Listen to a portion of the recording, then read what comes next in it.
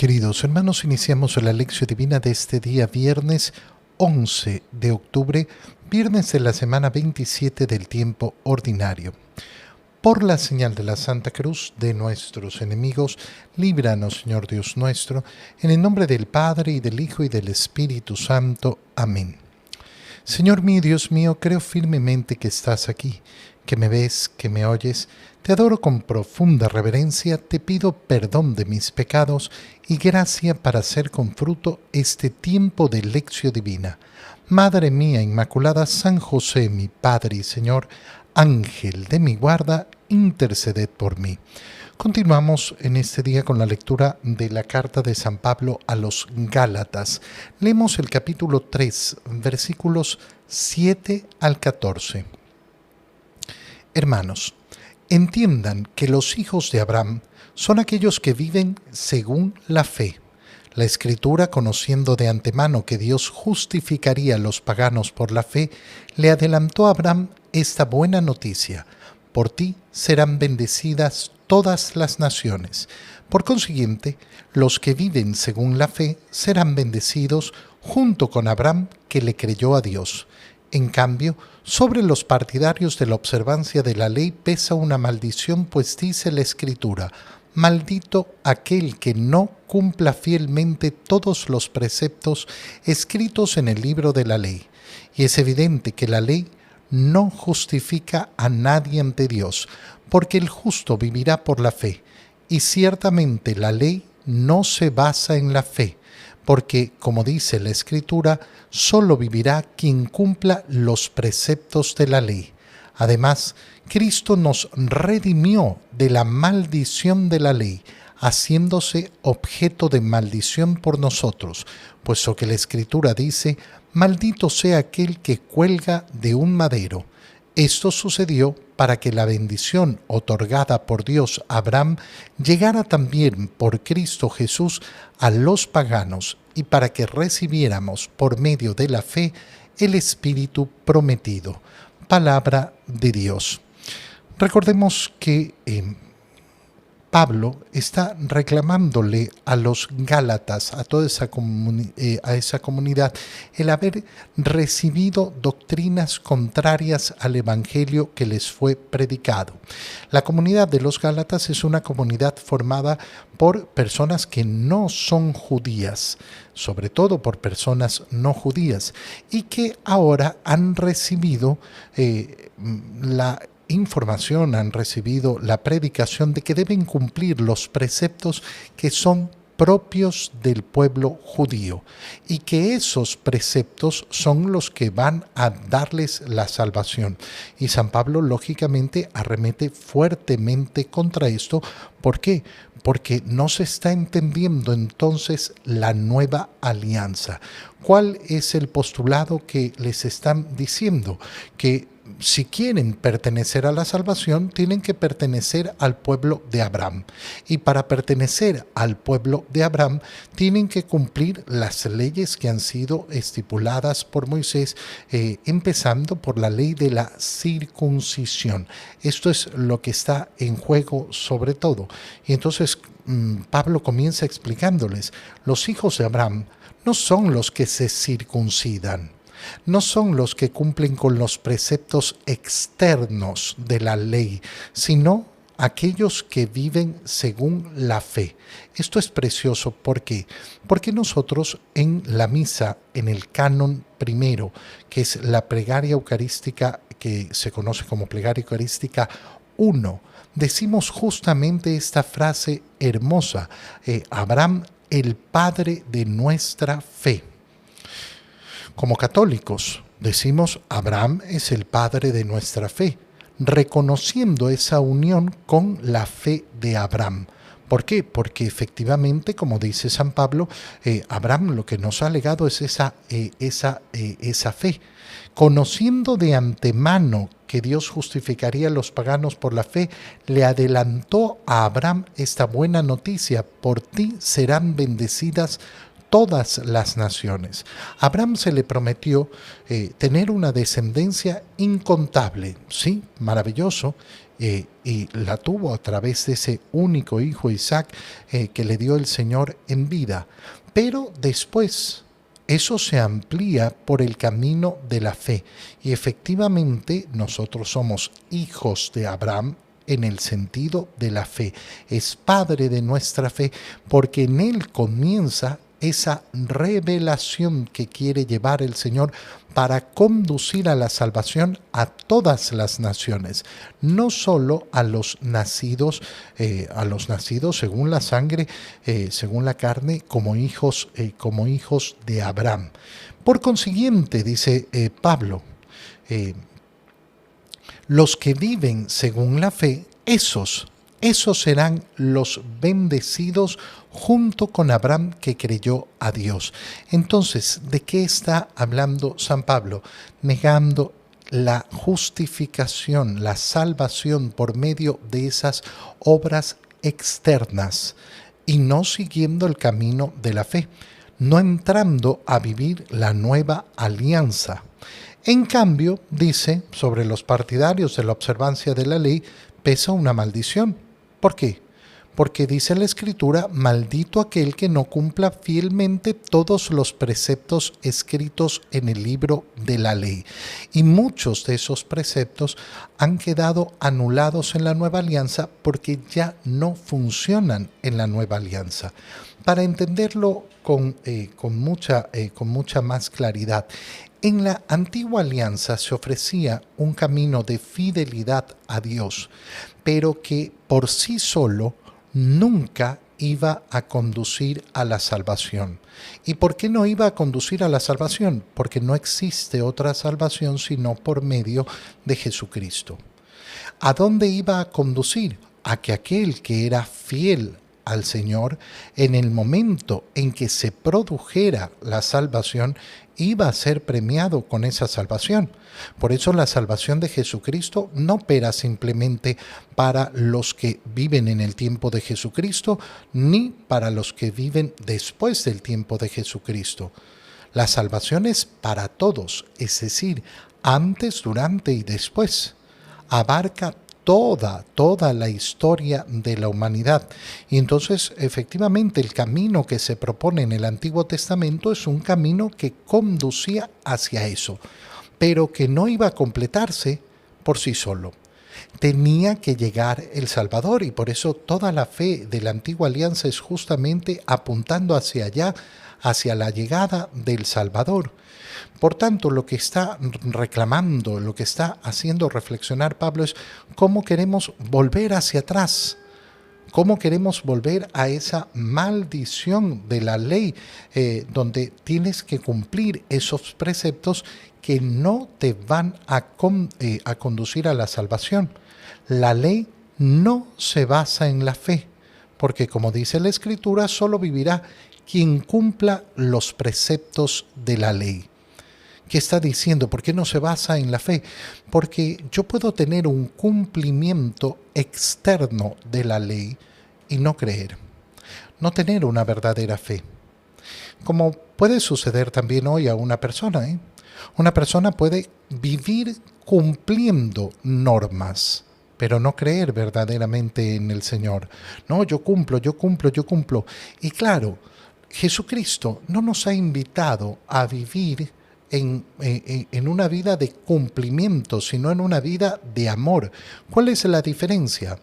La diferencia es que aquel que quiere vivir en una vida de cumplimiento se limita con poner vistos a cada acción. No, pero yo he hecho esto, visto. Aquel que vive por el amor, en cambio, siempre quiere más. Siempre quiere darle más al Señor, siempre quiere amar más a Dios, siempre quiere entregar más a los hermanos. No conoce límites. El que vive por el cumplimiento, en cambio, no, yo ya cumplí, ya está. Y nada más. Es como lo podemos comparar con uno que apunta a sacar la nota mínima en un curso para pasar. No, ya cumplí, yo pasé. Oye, pero resulta que tu inteligencia te daba para tener una mucho mejor nota, pero no me interesa. ¿Por qué? Porque a mí lo único que me interesaba era pasar. Ese no es el espíritu de la nueva alianza, porque el espíritu de la nueva alianza está construido sobre el amor. Por eso Dios ha hecho objeto de maldición al propio Jesucristo, porque dice la Escritura, maldito sea el que cuelgue en el madero. ¿Y esto para qué ha sucedido? Ha sucedido para que la bendición otorgada por Dios a Abraham llegara también por Cristo a todos, para que recibiéramos el Espíritu. San Pablo está explicando una profundidad tremenda que es la lógica de la salvación por la cual el santo se ha vuelto pecador. Pecador no porque ha pecado, sino porque se ha apropiado de nuestros pecados para pagar por ellos en la cruz. Por eso ese maldito el que cuelga en el madero. Claro, porque Cristo ha sido colgado no porque haya fallado Él, no porque haya pecado Él, sino porque ha querido tomar sobre sus hombros nuestros pecados. En el Evangelio, leemos el Evangelio de San Lucas, capítulo 11, versículos 15 al 26. En aquel tiempo, cuando Jesús expulsó a un demonio, algunos dijeron, «Este expulsa a los demonios con el poder de Satanás, el príncipe de los demonios». Otros, para ponerlo a prueba, le pedían una señal milagrosa.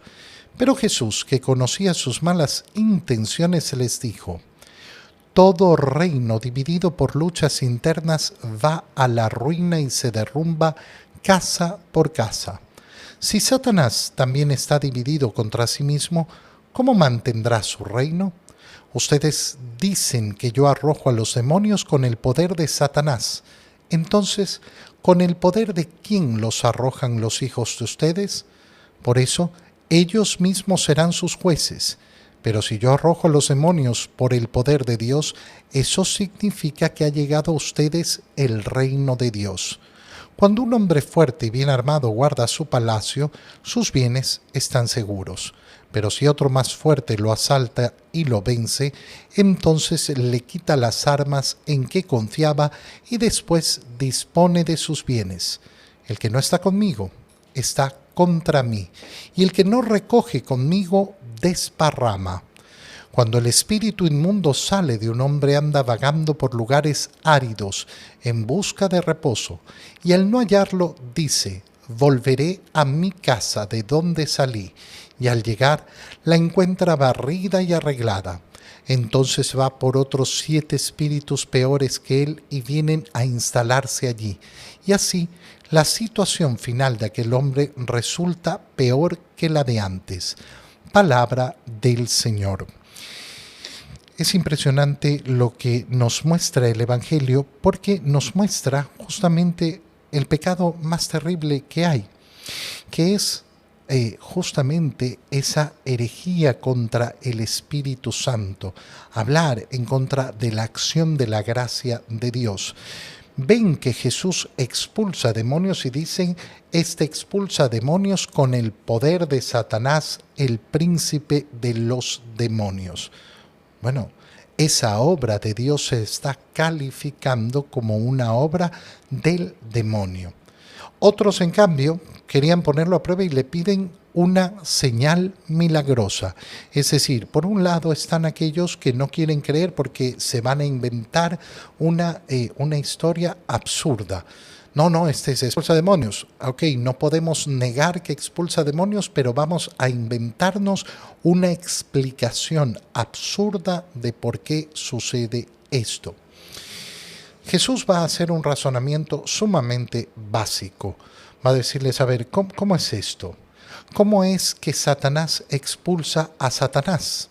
Significa entonces que Satanás está dividido, pero recuerden que todo reino dividido se va a la ruina. Entonces, ¿de qué están hablando? Nosotros hoy en día nos vamos a topar con una infinitud de razonamientos al mismo estilo. exactamente al mismo estilo de lo que acabamos de leer. Razonamientos absurdos, absurdos, completamente absurdos. Y que uno puede gastarse la vida demostrando lo absurdo que son esos razonamientos. Pero sirve de muy poco, porque normalmente esos razonamientos se basan en el deseo, en la decisión de no querer creer. Y si yo he decidido que no quiero creer, entonces no va a haber razonamiento que me convenza. Y yo podré explicarle a la persona por qué su razonamiento es tan equivocado, tan profundamente equivocado, pero no va a servir de nada. Por eso hay que tener mucha cautela de dónde uno desgasta las fuerzas, porque hay discusiones y hay conversaciones que resultan al final del día completamente inútiles. Mucho más valor tiene ofrecer nuestras oraciones y nuestros sacrificios, nuestras mortificaciones por esas personas que nos topamos con este tipo de razonamientos absurdos. Mira, por ejemplo, cuánto polvo ha levantado la afirmación del Papa sobre el aborto y sobre los médicos que participan en el aborto. No hay mucho, no hay mucho que decir al respecto, porque es algo bastante obvio y bastante lógico. Asesinar un ser humano está al nivel del sicario. ¿Por qué? Porque me están pagando para matar. No, no, pero es que no sé qué, no sé cuánto. Sí, sí, mira, yo no voy a desgastar saliva discutiendo contigo esto. No me voy a desgastar discutiendo sobre si abortar a un niño significa asesinarlo o no. Sí, significa asesinarlo. ¿No lo quieres aceptar? Bueno, ¿qué vamos a hacer? Voy a rezar por ti. Voy a ofrecer mis sacrificios, mis mortificaciones por ti, por la conversión de tu alma. Yo cuando estoy dando el curso prematrimonial, les digo, miren, yo la verdad que en un curso prematrimonial ponerme a tratar de convencerlos a ustedes de que el aborto es algo, el aborto provocado me refiero, es algo totalmente contrario, no solo a la moral, sino a la propia naturaleza humana. No lo voy a hacer. Lo único que les digo, si ustedes creen que no es que para mí el aborto, no sé qué, no sé cuánto, no te cases, pues hermano, no vengas a la iglesia a casarte si piensas que el aborto es algo bueno, pero no voy a desgastar mis fuerzas en una discusión absurda. Bueno, el Señor se mete en esto y por eso lo resuelve muy rápido. Y dice, ustedes están hablando locuras, locuras absolutas.